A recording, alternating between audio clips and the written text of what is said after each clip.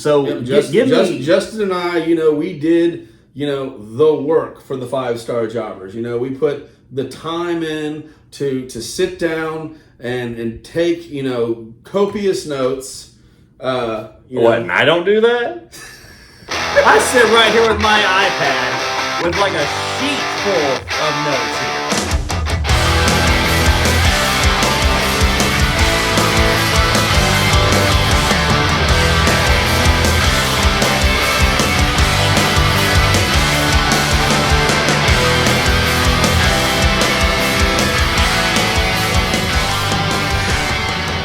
What is up, everybody, and welcome to another episode of the 5-Star Jobbers Podcast. I'm Cody. And I am so thankful that MJF is back. Oh my gosh, our prayers have been answered. There is hope for AEW. Dude, it was a phenomenal... I mean, let's say...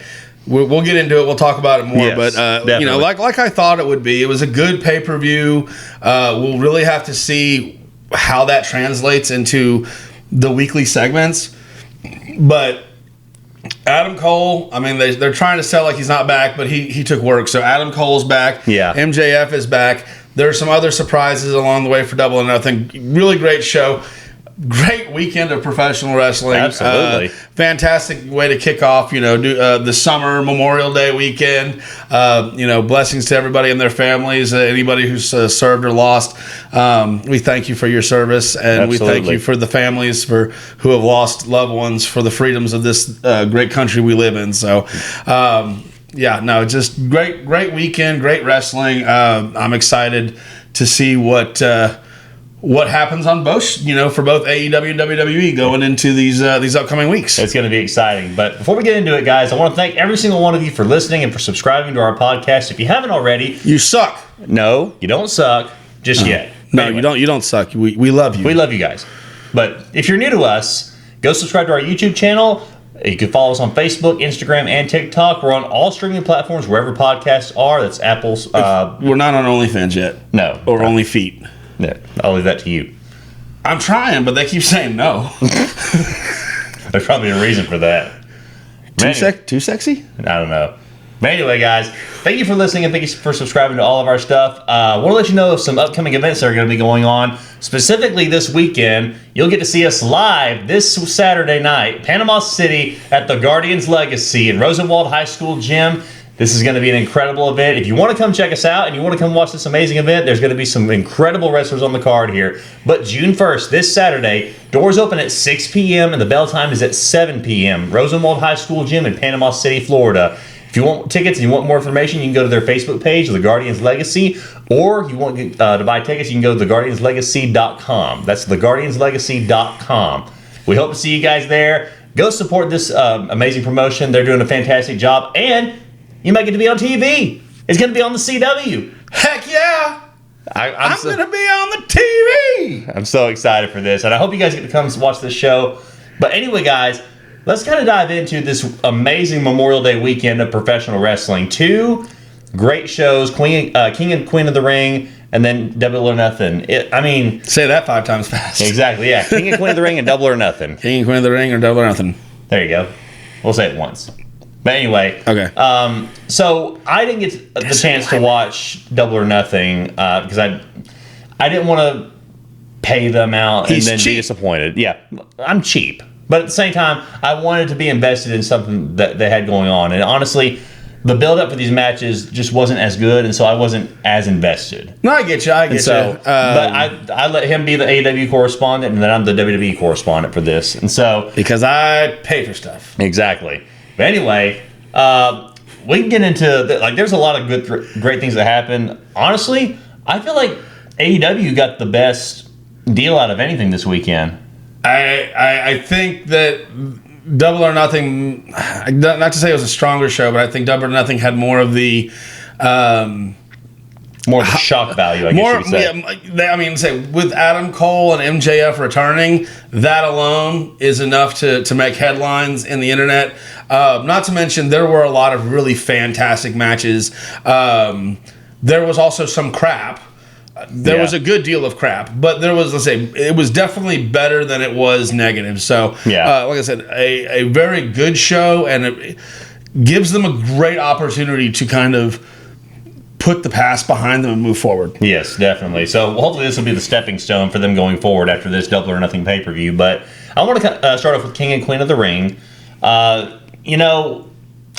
thought it was a good show. There was definitely a shocker with the first match. Yeah. Liv Morgan and Becky Lynch. Liv taking the title off of Becky. I did not see that coming at all. So it just makes you think, how long is Rhea Ripley actually going to be out? Honestly, after seeing that, I don't think that she's going to be out for much longer. Just because I'm sure that she's going to lay into Dominic Mysterio and lay into the Judgment Day and just let rip on them and be like, what have you guys been doing? Oh, absolutely. There's everything that's going on with the Judgment Day, and then there's the fact that Liv's got the title. And not to crap on Liv Morgan, but I just don't see... If Rhea was going to be out for a long time, I don't see the rush to put the title on Liv. Right. She's not a long reigning champion. Her character, how they've booked her, they would have to take a long time to rebuild her to make her believable as a long-term champion. Absolutely. So, she's going to hold this thing for maybe 2 months tops. Like, I would hopefully expect to see Rhea back by SummerSlam. That's what I was going to say. I'd say that she's going to probably hold it at least till SummerSlam. Yeah, that makes sense. Then definitely Money in the Bank. Yeah, I go SummerSlam just because that's the WrestleMania of the summertime, right? And it's the second biggest event of the year for WWE. So if you're gonna have a return for Rhea, one of the bigger ones seems to be, and that's the soonest one coming up, is the really big one is SummerSlam, and then of course Survivor Series, / War Games. Right. I would just rather call it War Games at this point. Exactly. And then of course Royal Rumble. But I think if we can see Rhea back by SummerSlam, let's come home, mommy. We miss you. We need you, mommy. But anyway, other than that, King and Queen of the Ring matches, I don't want to say I was surprised that Nia Jax won. I figured that it would happen. That was the biggest butthole of I did. This is what I didn't want. Is this stupid crap of Nia Jax, Queen of the Ring? Really? Like, she's the queen of crappy wrestling. That is what she is. She's the queen of botches, of injuring people, of not being good on the microphone, and of literally, the only thing she's the queen of is the queen of nepotism. If she wasn't part of the Anoa'i, family tree, and she's not even really, it's one of those blood brother kind of half and half trust. She's grafted into the family tree. But if it wasn't for the fact that she's cousins with The Rock, she would not have a career in WWE. And Lord, we all know, if she left WWE, when they fired her and she was gone for a year, nobody was knocking on, Safanina Fanine's door saying, we need you in our company. Nobody says that because she sucks. And now she's the Queen of the Ring. You could have put it on Lyra Valkyria and basically just, got her. She's made at that point. It would have been awesome if it would have gone on Bianca. Because I say, when Bianca lost, that's my botch for the week, was Bianca losing to Nia Jax. Yeah. No. Now you know that this was the worst. This is the worst part of the. This is the bad part of the week. Okay, I could have gotten butthole parasites, and this would still be the bad part of my week. Now that SummerSlam, you're going to see Becky Lynch, not Becky Lynch, Nia Jax taking on Bayley for the WWE Women's Championship, and that Nia Jax is probably going to take the title off her at that point. That match sucked when it was on NXT in 2015 or 2016. It's not going to be any better now. Yeah, it's going to happen. We just got to wait for the inevitable. But a heart attack? Yeah, more than likely. Yeah, or if we're lucky. Yeah, but she's a big gal. Us big folks, we any moment could be that moment. But then we got the men's King of the Ring match with Randy Orton and Gunther. This match was absolutely incredible. It was everything that I thought it was going to be. I was surprised that the ending happened the way it did, but at the same time, I'm glad that they're going to have a conclusion to it, because I would have reacted the same way. Because if you watched King of the Ring, you saw that Randy Orton had his shoulder up whenever Gunther was going for the pin, and so now they're going to have a rematch. But we all know that Gunther was going to win this throughout the whole thing. Yeah, and this is not a contest at all. This wasn't a surprise to me. And if you've been watching the show and you've been listening to us talk, for a fact this is what we've expected. they're like I said, other than Nia Jax at all, the entire card, as good as it can be, was not surprising. Right. Minus the Liv, upset. But fantastic matches. Who gives a crap if it's not surprising? Fantastic match nonetheless between Gunther and RKO. And then we got another one. So yay us. And then we got Cody Rhodes and Logan Paul in the main event. This was great match overall. The Saudis love Logan Paul, man. This is the second year in a row that Logan Paul has gotten a world championship or undisputed, or what do we call it, universal championship match in Saudi Arabia. So, kudos to him, the work that he does and his following on social media and everything like that. It's led to 2 back-to-back appearances in Saudi Arabia. I almost said Arabia. Totally different country. I mean, it's a little clammy down there.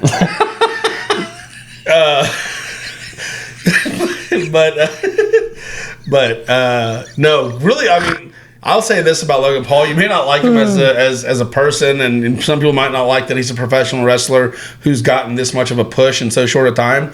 But guy knows how to be entertaining. Guy knows how to work a crowd. Oh, yeah, I'm not knocking that. I mean, he is an incredible athlete and has shown a lot of skills in the time that he's been in WWE. I mean, heck, he's the United States champion right now, and he's one of the longest reigning champions currently in WWE. Yeah. But at the same time, as a person, can't stand the guy. Just personally cannot stand his guts. But I'm not knocking the fact that he's entertaining. He can draw a crowd. He can draw heat. He just has to be himself and just has to be that cocky, arrogant young kid that we all know him to be from all of his days on YouTube. But yeah, I mean, this match was absolutely incredible. And of course, you had a little exchange between Logan and Michael Cole, which makes me think that they're going to probably set up something at SummerSlam where it's going to be Logan Paul and Pat McAfee. I'd watch that because, other than Logan Paul, Pat McAfee to me is one of the best celebrities who has worked in the ring that I've seen ever. Yeah. I mean, the stuff that he did at NXT, especially against Adam Cole. And War Games. And yeah, I mean, I fully did not expect him to have the work rate that he had. But like I say, I have no problem seeing Pat McAfee in the ring. And Pat McAfee versus Logan Paul, that's a huge headliner match that's going to pervade the wrestling world, and it's going to draw in all the social mediaites, and it's going to draw in the professional football fans and the people who watch Pat McAfee every day on TV. That's great booking. That's great promotion work. So 100%. I'm all for it. Absolutely. But yeah, I mean, King and Queen of the Ring was a good event overall. Of course, like we said before, the shocker with Liv and Becky, Liv winning the title. But now we look forward to Clash at the Castle, where Drew McIntyre is finally cleared for competition. Yeah. And so now he gets his World Heavyweight title shot against Damian Priest in his home country of Scotland. And someone's going to be there. Oh, 100%. Yeah. The second city savior will arrive in the city of Scotland. Oh, yeah. And I think the UK crowd will be more mad than the time when Shawn Michaels beat British Bulldog for the European Championship. Definitely. When CM Punk somehow screws, or McIntyre screws himself out of the championship opportunity because of a CM Punk appearance. Absolutely. I cannot wait to see how it goes. Oh, it's going to be fantastic. You know that the pop is going to be outrageous. Yeah, the Schadenfreude inside of me is I just can't wait to see the grimace of pain in so many people's faces. Absolutely. Schadenfreude. I didn't have to put a censor on that. Schadenfreude. It's a good word. Look it up if you don't know it. Use it. Don't abuse it. Okay. But you're welcome. For those of you with the 10-cent education, I just gave you $1 worth of facts. I don't know what to say. Anyway, so now we shift gears from Saturday's event to Sunday's event with AEW presenting their 5th anniversary of Double or Nothing. So I'll kind of let you take control of this one because you pretty much watched it from bell to bell and watched it from the beginning to end. So Justin and I, we did the work for the 5-star jobbers. We put the time in to sit down and take copious notes. And I don't do that. I sit right here with my iPad with like a sheet full of notes here. This guy right here, 100%. He is the note taker of the team. I make sure that I've got all the details, everything to the finest point. So that way, like if I get mixed up on something or if I need clarification for something, I can look over here. And if you see me looking over here at the screen, it's because I'm looking at my notes. But unfortunately, this weekend with Memorial Day and visiting family, I didn't have time to make notes. So all the stuff you hear me saying right now is me completely going off script, no notes whatsoever. So hopefully I don't sound any more like an idiot than I already do. So as you're working on editing and videos, during this, can we have a thing that says nerd alert? I'll think about it. I think it would get lots of views. Yeah, we'll see. I think our fans would agree, wouldn't you? Let us know. Anyway, but so Justin and I, we sat down and we took our job very, very seriously. There was no tomfoolery whatsoever that occurred while watching. We were 100% serious businessmen.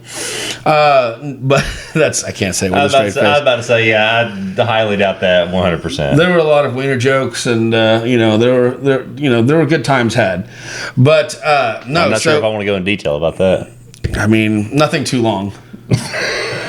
Anyway, we're derailing off the tracks here. Anyway. But no, so like I said, Double or Nothing actually, I knew it was going to be a good event. The pay-per-views for AEW are often, 10 times better than any other weekly episodic material. Definitely. And that's because at that point it's just matches. It's about putting on entertaining matches, and that's something they know how to do. Telling long-term stories, making long-term booking decisions that make sense, that build new talent, selling, employing basic philosophy. That's not the things that AEW does.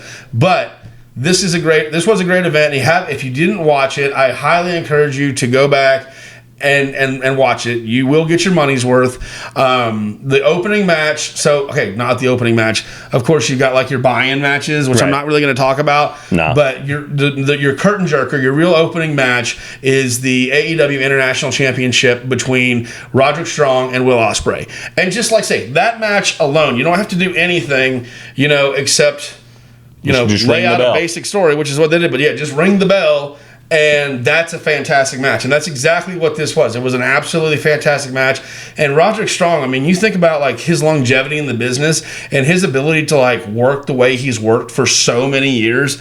And to be in a ring, like Roderick Strong's been in this business for 20 plus years, and at one point he would, like the way people talk about Will Ospreay now is the way they would talk about Roderick Strong. Yeah. And he's in the ring with Will Ospreay. And he's not missing one step to win. No. Not a single freaking step. It's an absolutely freaking great match. There's good back and forth between both guys. They both got their stuff in. And Ospreay, here's the thing. Ospreay does a lot of, he gets a lot of flack for not being able to sell and everything like that, and responding back a lot of times. But listen. There are a lot of people who are way worse than Ospreay on that. But I think a lot of times too, it's just who he's working with and how they're choosing to go in the match. Like when it's him and Kenny, they're both just so go. It's hard to find the time to sell. Yeah. Which not my favorite, but it is what it is. Roderick's so much smarter. He has a fast work rate, but he is he's a PhD in ring philosophy. Absolutely. And like I said, as this match goes on, they had the United Kingdom trying to get involved, and the referee eventually sends them out. It's your typical back and forth stuff. They tease the whole situation with Ospreay not wanting to use the Tiger Driver 91, which is the actual double underhook pile driver, as opposed to the double underhook power bomb, which is the Tiger Driver 97. Right. He hits Stormbreaker for the win, but it's like he's teasing that Tiger Driver 91. Something's going to get him to the point where he breaks and uses that, and when it happens, it's going to be a great payoff. So wouldn't it be great if it happened to Don Callis? Honestly, I wouldn't be surprised. I mean, you can see the sowing of discord between Ospreay and Don Callis. They're definitely working towards a breakup between Ospreay and Callis. Absolutely. So yeah, how long it's going to take, and what little veers to the left and veers to the right will take before we get there. I don't know. That's the problem with AEW storytelling is you can't count on the payoff sometimes. But if we do get the payoff, it will be fantastic. Definitely. But, I mean, it was an absolutely fantastic match. And then after the match, you get Adam Cole sending the boys to the back, coming down, having a conversation, talking about, just that, he's hurt and blah, blah, blah. And he starts to badmouth MJF. But then MJF hits the ring, and it's huge. I think that's probably the biggest pop in wrestling history. Well, it was like when the lights went out. I think everybody knew what was going to happen, but it's well done on whoever the production for what this was. They let it linger just a little bit. Yes, just to like build that anticipation, just a little more, keep you on the edge, and it's like. Something plays, and if you have a really keen ear, you can tell what it is. But it's not like the intro just immediately drops. It's not like immediately dun da da da da da like they do like kind of a slow build, right? And then they have the song come. Yeah. And so when that happens, it's like they were on the edge of their seats. So that was really well done. He was going to get a pop no matter what, but I think that the way that was handled, they got even more out of, they juiced it just a little bit more. Exactly. But so MJF comes in, him and Cole have just a little quick thing. MJF drops him with a brain buster, sends him out of the ring. Quick powder by Cole, gets out of the ring, gives MJF the time to talk. MJF does his thing. Him making great promos is nothing new, nothing special. But you've got it's like a different look MJF. It's like if I had to compare it to anything, I was saying to Justin, I go, it looks like MJF took a note out of 2001 Triple H's book. I was going to say the exact same thing because the whole jacket with the denim vest with on the leather. Yeah. I mean, it was like he needs a bottle to spit out at the ring. Oh yeah. Like he is a student of the game. And I don't think there's many better to be a student of. Exactly. So at the end of the day, no. So he comes out, because he's got a new look. And this is what I love about MJF. He is fully a heel in the way he is talking and doing things, but the only thing to compare it to really is like 96, 97 Stone Cold Steve Austin, where he's not changing who he is to become a face. He's just a face because the crowd loves him, and so he can be as heelish as he wants. He can, beat up on good guys. He can, badmouth good guys. He can say, things that aren't nice. And the crowd loves him for it. Exactly. And that's not easy to get to. There's only been a couple people in the last 30, 40 years that had that ability. And before that, Ric Flair was the only one, they say that could be a heel, but a heel so much that the people still loved to cheer for him. Right. But MJ, like I say, he's just working on another level. And to have that kind of a player back in AEW, somebody who can actually tell stories, somebody, who can sell a match in the ring on the microphone. It's something that AEW desperately needs, and so now we've got it. And all we can hope for is that things go up from here. Because now that they've got MJF back, I don't want it to go back to where MJF was their sole storyline that they had going on. I want them to continue to build on other storylines, and we had some of that build because we had the turn with Willow Nightingale and Chris Statlander and all of them after Mercedes Moné won the TBS championship. Honestly, I think that was one of the more interesting pops of the night. Like, people didn't hate Chris Statlander for going bad. Like they were actually entertained by it. Yeah. When that happened, it was like I wasn't surprised. I've been waiting for that to happen. So I didn't pop because it surprised me. I popped because I'm like, yes, this is what Chris Statlander needs. Her character has grown, like she originally came in as like the alien, and then she was a part of the Best Friends, and she came back after having terrible I think both knees blew out. Yeah. Came back, was white hot for about 5 seconds, but like I said, what AEW doesn't do well is long-term storytelling and developing characters. So she came in, she got the title off of Jade Cargill, who was undefeated for, like 2 years, and they did nothing with it. Right.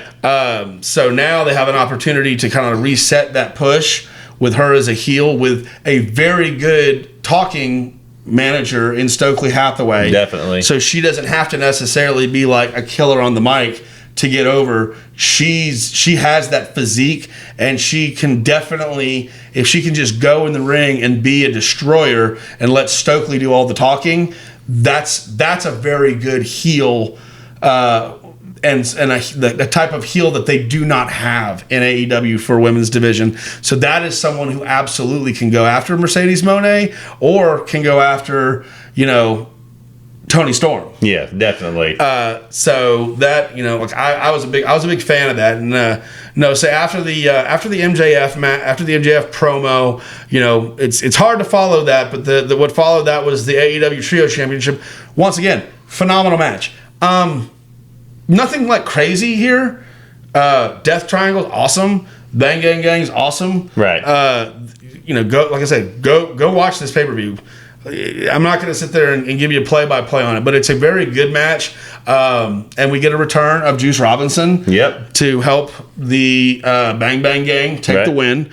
I don't think this rivalry's over, and I'm really glad about it, because these guys have great ring work together. Definitely. And I think Pac versus Jay White is a fantastic, there's a great chemistry between those two guys and how they work. So looking forward to that. The match after that, AEW Women's Championship, Toni Storm versus Serena Deeb. Once again, good match. Nothing really surprising. Just like we called it, we knew Serena Deeb wasn't going to win, since it's kind of hard to get into it. And I think if you go back and watch this match, the crowd, it's the same thing for the crowd. Like, they're watching it and they're entertained by Toni Storm and the stuff that she does, and they like Serena Deeb, but they're not falling for it. Like, they're not like in it because they already know, if I just go and get a popcorn and a beer right now, I'll come back and exactly what I think is going to happen is going to happen. Right. But what I will say is that the women, because they're good at what they do, they figured out, it's like as the match was growing, they were able to build an anticipation, and with a bunch of false finishes, there were some times where it looked like maybe Serena might have won it. She didn't. Toni wins, and does Toni stuff, and it's great. So good match. Like I said, not surprising, but I don't know. It's just I do have to give them their kudos, because it's very easy to go into a match like that and just paint by the numbers and leave. So the fact that they were able to still get the crowd involved, even though they knew the finish, good for them. Yeah, definitely. Now, I've been very complimentary. This is where I turn around for a second. Orange Cassidy versus Trent Beretta. Yeah, I remember we were talking before this in the conversation, and honestly, I'm not surprised with how this thing went, but I'll let you get more into it. So, one of the things they do, and I like this is something I do like, Orange Cassidy does not come out to Jane. I guess with the best friends, broken up and stuff like that, he goes back to the Pixies, Where Is My Mind intro. So I like that. I like the dichotomy. I like the change. Like, it's a very different feeling. It's a different song. If you're like me and you think of the Pixies and Where's My Mind, and it always reminds you of like Fight Club and the scene where they're standing in front of all of the buildings as they're blowing up. Yeah. I just think that's very different than Jane by Starship. I'm totally blanking on the name, because they had two different names at one point. Yeah.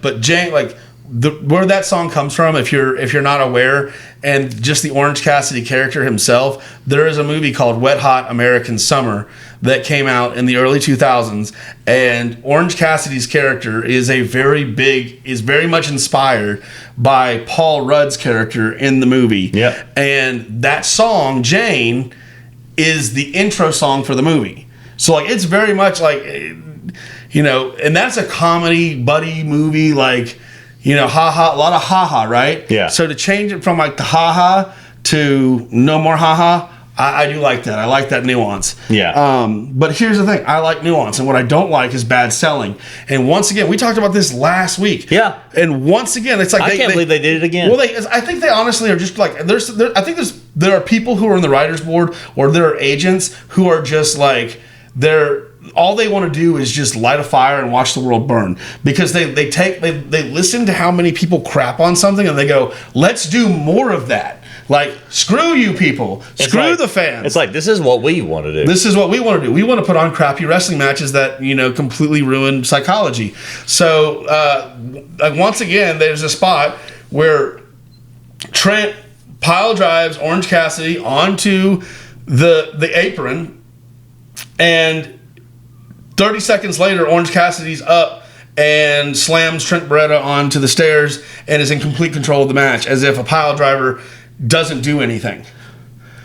Can we just go back to the good old days when a pile driver did damage? I remember the days when a pile driver was completely illegal. You'd do a pile driver and you were disqualified. Yeah. And then like the EMTs or the medical professionals would come out and reel people out on a stretcher. Like when Jerry the King Lawler did a pile driver to Andy Kaufman, it was in the newspaper. Yeah. Like there are actual states and stuff where pile drivers are illegal, because of the propensity for actual long-term physical damage if it's not done correctly. Yeah. But no, let's do pile drivers left and right. Let's just no sell a pile driver. Let's make pile drivers the next super kick. Yeah, pretty much. That's the DDT of the millennial era right now.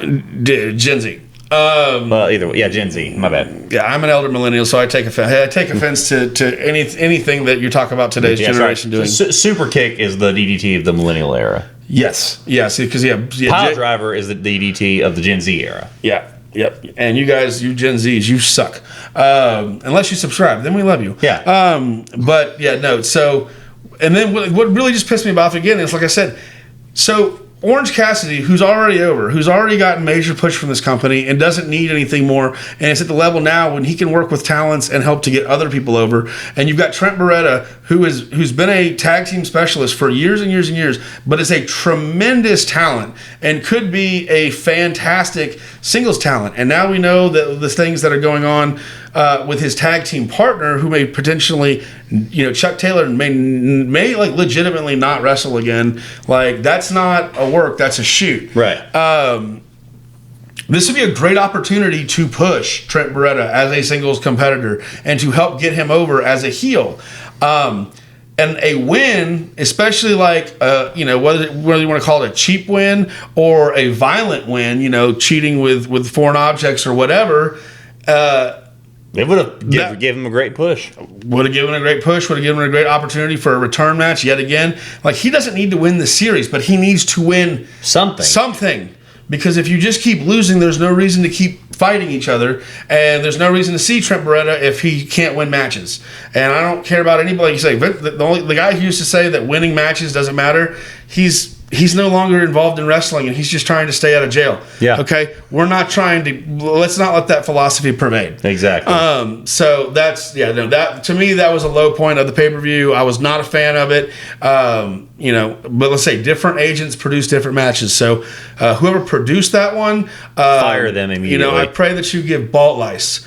I believe they call that the crabs, but I pray that parasites feast upon your scrotes.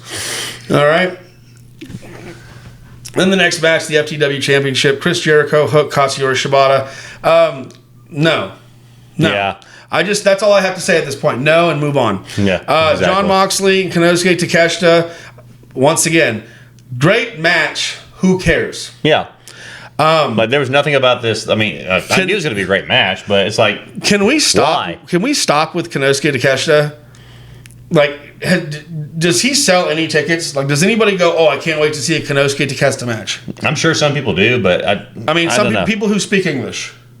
I'm sure there's a few out there, but I don't know. The ones that watch Dragon Ball Z at home in their mom's basement and use a lot of Eucerin, like way too much. Like a questionable amount. Yeah, I mean, why do you use so much hand cream? Nothing about this just had me invested, other than the fact that it was a good match or that it was going to be a good match. No, and like I said, they're good wrestlers. They can, but surely Jon Moxley could have been used in a much more valuable way here. And that's the problem with Jon Moxley, is that he's like the workhorse of AEW, but instead of being rewarded with, good storylines and good things, he's just thrown in the same matches over and over and over again. And like I said, when I have to take a piss, I'm going to take a piss during a Jon Moxley match, because guaranteed it's going to be 20 minutes long and Moxley will win. Yep. And I don't have to watch it to know exactly what happened. There's some strong style moves. Somebody bleeds a little bit, and there's the Death we know Rider. Who bleeds in. It's always Moxley. Well, I know. I'm just, like I said, it's not good.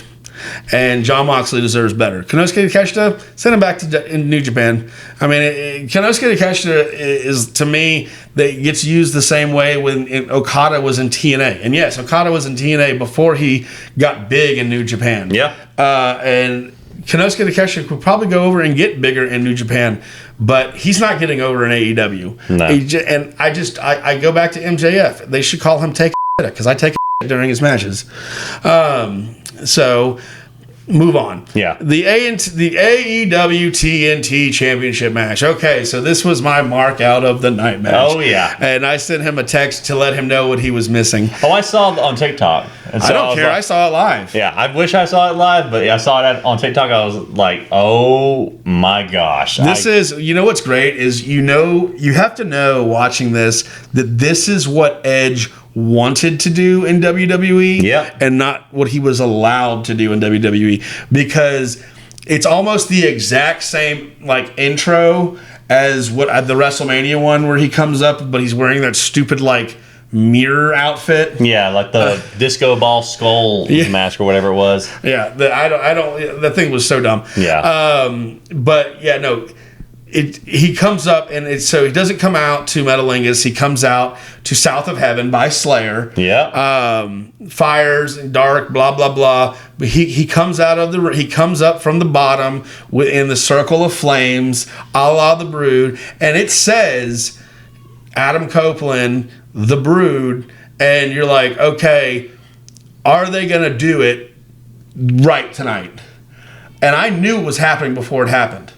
Like I said to Justin, called it. I said to Justin, and I said, because when he's at some point in the match, the rest of the House of Black comes out, right? And I mean, they're having a fantastic match. So we talked about this last week I was curious about how they were going to do a barbed wire steel cage. Yeah. It's funny. It wasn't one or the other. It was a combination of everything we talked about. Yeah. They had barbed wire strewn throughout the cage. They had the barbed wire wrapped around the top of the cage. Right. But then they also had barbed wire wrapped around weapons on the cage. So it was like a full-on, it reminded of the ECW December to Dismember cage match, where there was weapons and everywhere. Right. And they used them. And man, did they use them. And I mean, there's a part of the match, and I say I don't want to give too much, but it's there's parts of the match where they're pulling on each other with the barbed wire, but the guy who's pulling on it looks like he's getting the worst of it, because the hands are just draining blood. Oh yeah. I mean, this is a brutal match, but this is brutality, but they make it meaningful. Yeah. And that's there's storyline behind it. There's storyline. There's emotion. The setups make sense. And like I said, the setups are in such a way that make it easier for the viewer to be able to put the pieces together. So I'm sitting there talking to Justin, and I'm saying, "Oh man, House of Black's out here. The way that this is going, there's no way Edge wins this match unless somebody comes in, and there's no one really to come in for him. Christian's not, but they just put up the Brood thing." It would be so cool if Gangrel comes up. 2 minutes later, he comes out from underneath the ring. Yep. And impalers for everybody. And the elder millennials, the 90s kids like myself, the only thing that would have made me any happier is if there was a straight up bloodbath. Oh, yeah. I mean, but Gangrel in the match, coming out, him and Edge, It was like I said, the match was awesome. They told a great story. There was brutality. There's, this like old sentimentality from like Edge's beginning days and stuff like that, and where you could tell like this is what Edge, and if you go back to other podcasts and stuff where he's talked about, he wanted Gangrel to be involved in one of his matches in WWE. Yeah, and they didn't want to do that. So well, they said that nobody would remember the Brood, and it's like, which is so stupid. Are you kidding me? True wrestling fans know who the Brood is. Yep. They know all about Gangrel, Christian, and Edge when they were part of the Brood. Yep. I mean, the Brood is who got those guys over. I mean, yes. they got themselves over later on as ENC and through the tables matches and then as individuals. Like, I'm not taking away their individual walks and how they got over, but, as somebody who watched both of them come into the company, the Brood was their stepping stone. They were not over until they were in the Brood. And then when they were in the Brood, we cared about them. And when they left the Brood, there was like am I still going to care about them? And that's what I say. They kept us caring, but like I said, when Edge he lives I can't remember. He lives like some kind of weird lifestyle is what they used to say all the time. But he lives something lifestyle, and like nobody knew what that meant. And then Christian was having matches with Dwayne Gill over the light heavy. Dwayne Gill, also better known as Gilbert. Yeah, like. That's the matches they were having before the Brood, and then after the Brood. Like I said, the Brood still stands the test of time as far as a faction today. Are they the Four Horsemen? No. Are they NWO, Degeneration X, Evolution? No. But they're still a great faction. A great faction, and they had really great, memorable moments, and they probably made a lot of money in T-shirt sales and things like that. And they had one of the coolest entrances of all time. Exactly. I mean. I won't say they were on the same level as Too Cool, but they were one of those factions during that time that everybody knew and everybody loved, and they're memorable. Yeah, no, and I don't know, like Too Cool was awesome, but I would say like there are probably people who might say the Brood's entrance was better than Too Cool. There might be people who say Too Cool's was better. I mean, like Too Cool, like once again, I'll say Too Cool was more entertaining. Too Cool didn't really get over until they got with Rikishi, right? That's what I'm saying. Yeah, and they started doing like the dance, because when they first started and they were just coming out and being Too Cool, which was just them. It was too much, and then they became Too Cool. It wasn't really until Rikishi got involved. That one didn't see pay dirt. Right. But like I said, the Brood with the coming up out of the flames, the gothic. Eerie. That's what it was. He lives a gothic lifestyle. Yeah, that's it. But like the gothic, eerie music, like that, dude. Volume 3, WWF the Music, Volume 3. Yep. And I listened to the Brood soundtrack, the Brood over and over and over again. And like I said, they had good matches. They were great. And they say the bloodbaths and stuff like that. The first time a bloodbath went over well on TBS, I might add. Well, I mean, those are the only bloodbaths I've ever enjoyed. As a guy who lives with multiple daughters, every month is a bloodbath. Talking about the one with Kevin Nash, you sicko. Oh, the one that missed him? Yes. Oh, okay. See where this guy's mind's always at. In the dirt. Gutter. In the dirt. Backstage gonna make it hurt. Down, anyway, windows up. That's the way we like to. We're about to wrap it up here in just a little bit. Okay. So once again, going on. TBS Championship, Willow Nightingale, Mercedes Moné. It was a match. It's not a match I'd pay as much as Mercedes Moné gets paid to put on such a match, but it was a match. It wasn't terrible. It wasn't great. It had a beginning. It had an end. The best part of the match had nothing to do with Mercedes Moné. It was after the fact. It was, like I said, it was when Chris Statlander turned on Willow and aligned forces fully with Stokely Hathaway. So then we move on to the World Championship match with Swerve Strickland and Christian Cage. Fantastic match. Great match from bell to bell. What's really cool to watch in this match, like I said, go back and watch this match, is to see Christian Cage teaching Swerve Strickland how to up his game. Swerve is a fantastic worker. He's been in the business for a while, from Lucha Underground to NXT to now, and all the stuff that he did, at other different promotions, but I'm talking about the ones that were on TV regularly. But like Swerve Strickland's awesome, but everybody has the ability to learn. And when you sit there and watch this match, as I was watching, I could tell like Christian is the ring general of his match. He's running this match, and he's making this match a psychology match. and not a spot fest and not just a schmoz fest either, of run-ins here and run-ins there. Like making things count, making little things more important than have some significance. Yeah. Other than the fact that we just did this move. Okay, great. What you got next?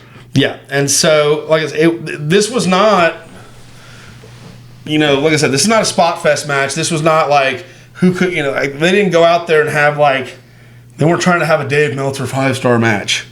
But they had a really great match that told a really great story. Swerve ends up winning, retains the title, and looking more like a champion than he has in the last 2 months. Yeah. All we can hope for is that now coming off this on Wednesday, that he doesn't have an opening match that has no significance whatsoever. Yeah.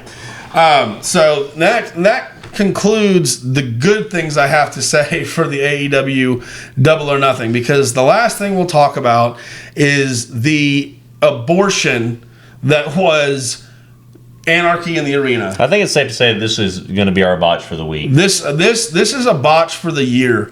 This match is everything that is wrong with professional wrestling today. Yeah. And I don't say that as a clickbait artist, IWC pansy who wants to sit there and crap on things just for the sake of being a yuppie hippie douche. When I grew up my entire life defending professional wrestling and hearing people talk about it being fake and stupid, and all that stuff is just a car crash and a soap opera, with violence. Yeah. And as somebody who had to listen to that and combat it for years and years and years, I watched this match and I agree with every negative thing that anybody's ever said about professional wrestling. Yeah. Because that's what this crap was. There was nothing about this match, and I got to see clips of it. Like the one thing I saw that was the dumbest thing in the history of professional wrestling was the flamethrower spot. Everything involving Darby Allin was the worst thing that I saw. Like literally everything that I saw, and it's not a bash against Darby Allin, because first of all, how Darby Allin even is in this match after everything that's happened in his life recently with getting hit by a car, I think he got a concussion like the week before while he was under the ring. How they had to put a mask on him because they had to protect his face because he's got a broken face. He is inhuman. But the thing is he's not going to live long doing stupid crap like this, and nothing that he does, as much as it's going to have lifelong impact on his body, it's not getting over. It's not worth it. The juice is not worth the squeeze, and that's what it's just. But yeah, he comes out with a dang flamethrower. And by the way, he comes out with a flamethrower, and you can see very much that Jack Perry, who's coming out from the back, is now covered in Vaseline. It's not Vaseline. It's a flame retardant cream that is used, so that someone can get lit on fire and not. Get third-degree burns. So you already can tell, there's going to be a fire fest. And less than 5 seconds after Jack Perry gets lit on fire... This is what really pissed me off. The Young Bucks, who are off-screen and were just getting beaten up 10 seconds ago, are now standing, rushing with fire extinguishers. Where were the fire extinguishers? I have no idea. We didn't see them. There's no... there's a term in movies, someone's gun. I can't remember what it is, but it's like... A smoking gun? Well, no, it's someone's gun, because it's the whole... the term is, if you see a gun laying around in a scene, it eventually has to be used later on. And so it's the whole thing, if you would have shown us fire extinguishers, if you would have shown us something, there's no storytelling whatsoever. There's literally just, let's do this spot and then immediately put it out because he'll die otherwise. Yeah. I have no problem with them using the fire extinguishers. It's just how did they get fire extinguishers so quickly? Because just 2 seconds ago, they were on their backs. Exactly. There's no storytelling in this match whatsoever. It was absolute dog crap.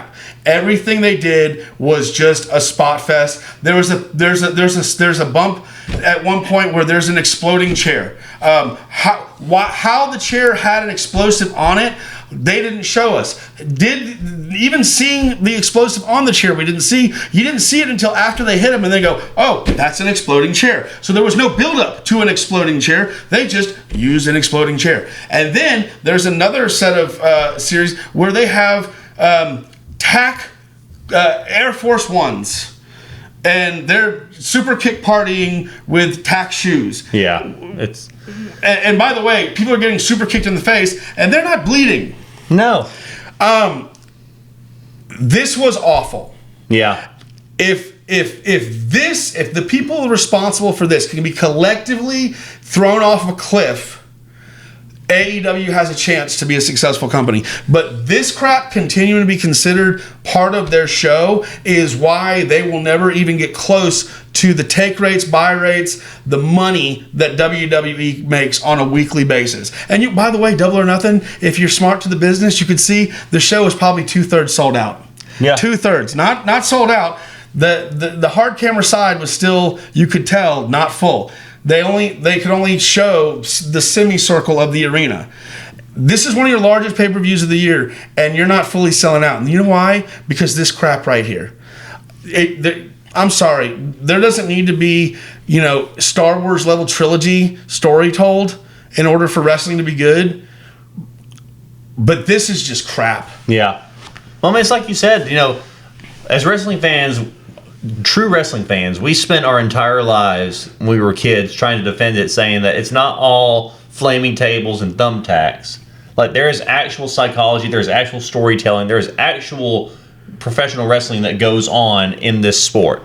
But then when we see this kind of crap, then it's like, well, now the negative comments that we hear about professional wrestling are true. Yep. This is all, it's like you said, it was a glorified spot fest where there's just unrealistic scenarios with someone getting set on fire, someone throwing an exploding chair, and it's unrealistic. Nothing about this was believable. There was nothing about this that made me buy into it at all, and it's sad. Yeah, I mean, it's just sad. No, I mean, this is the best that AEW can come up with for their main event. Why? That's another thing that really ticks me off about it. Like, why don't you have your world champion as your main event? Why do you have to defend on, or why do you have to depend on this kind of crap to finish out your show? I don't get it. Well, because the Bucks are their biggest fans. The Bucks are the biggest mark for the Bucks, and don't you think they would realize it by now that since the crowds are going down, that they would try something a little bit different? Like, I don't know, maybe stepping back and being EVPs instead of trying to put themselves over and trying to make themselves the main event. I mean, yeah. I mean, I get it that they're doing that right now as like their shtick because they're trying to be the face of AEW, but really, that's at this point they're not getting heat because they're good bad guys. They're getting heat because they suck, and we want them to go away. Yeah. No, they say crap like this makes me just think that, man, Cody Rhodes saw the writing on the wall. And he got out while the getting was good. And he is he knows obviously he grew up. He knows the business. And obviously you look at the difference in which the two roads have diverged from that event. You look at where Cody's at. You look at where WWE and the product is at. And you look at where AEW and their product is at right now. And, yeah, I mean, good Lord. He made the right decision. Which, honestly, I wouldn't have blamed MJF if he went to WWE. But if he had, that would have been the nail in the coffin for AEW. Oh, yeah. No, exactly. That would have been it. Unless they have made some kind of dramatic change in spite of MJF leaving, they would not have survived. No, so absolutely. MJF returning and staking his claim that he's never leaving, that they just got their meal ticket back. Yeah, they did. And the only person that's bad news for is Swerve Strickland, because let's just face it, his time as champion cannot be that long. No, they've got to get the title back on MJF. That, like I said, they've got, with Cole getting, Cole's back to it. Hopefully he can stay healthy this time, and they can tell good stories, because those guys, I think they were telling good stories, and then when those guys went out, the good stories went away. Yeah. Definitely. And I don't know why, because there's so many smart people there that work in that company backstage. It can't be for lack of people knowing what to do. No. So, like I said, good pay-per-view. Like I said, more ups than downs, but the downs were pretty far down. Yeah. We'll see what happens on Dynamite. Exactly. All right, we're going to try and get through this quickly, but now it's time for some high spots and botches. So, I mean, honestly, I feel like we both can agree that the botch for this week, or like you said, the botch for the year was the whole Anarchy in the Arena match. For me, the high spot was MJF's promo. MJF's promo was fantastic, but I don't know. There was just so many moments in it that I was just like, he's speaking the truth. Because a lot of times, like, he was talking about the difference between him and Adam Cole and the guys in the back. That he didn't need New Japan, he didn't need Vince McMahon. Yep, that was a good line. He just got him. He created himself, and he really did. He did. MJF, like I said, nobody wrote MJF stuff. MJF was the character that he came into AEW as, and then when they just took the leash off of him and let him run, he's right. He has no reason to apologize because I will go on record and say it. He is the best professional wrestler on God's green earth today. I don't know that I'm going to say he's the best professional wrestler. I would say he's the most complete wrestler. I'll say he's the best. Because I would say, like I said, there's going to be people that can go in the ring better than him, and there are people who can even still necessarily. His psychology is fantastic. But I'd say there are still people who have even, like, the best wrestler today is still AJ Styles. Until AJ Styles stops wrestling, AJ Styles is the best wrestler in professional wrestling today, and I'll die on that hill. But what MJF does is he brings psychology to the ring. He's a fantastic promo. He makes chicken salad out of the chicken shit that is AEW creative.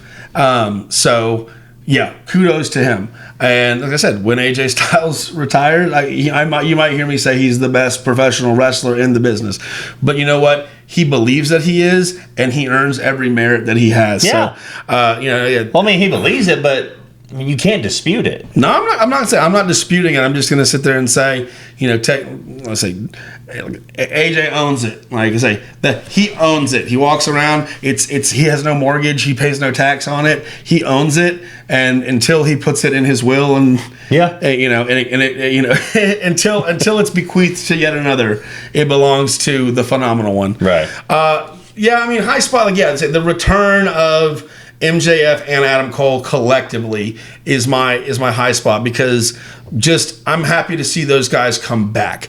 Do I want to see Adam Cole leave and go back to WWE? Yes, I do. That would be because great. Adam Cole and AEW has been nothing but a train wreck. I'm ready to see Malachi Black go back to WWE. I keep waiting to see that, but I don't know, man. After this thing with Copeland and the way they've been, working, they had this spot where it looked like the House of Black was going to turn on Malachi Black in favor of Edge. Right. And I was like, okay, that's a great way to go if Malachi Black's contract ends and Edge, basically like when he started the New Day, runs the House of Black. Yeah. But then they turned right back on Edge. So I was like, nope, okay, that's not happening. Yeah. Now, maybe that's once again just crappy creative, and he is on his way out, and they're just, playing with house money. I think it's stupid. Yeah. But no, yes, it was good to see. It's good to see those guys back. Like I said, even though I don't like Adam Cole so much in AEW, what him and MJF did was awesome. And when they didn't get to have a payoff because of injuries, that sucked. So now that we have the opportunity to see the rest of that story, I'm all for it.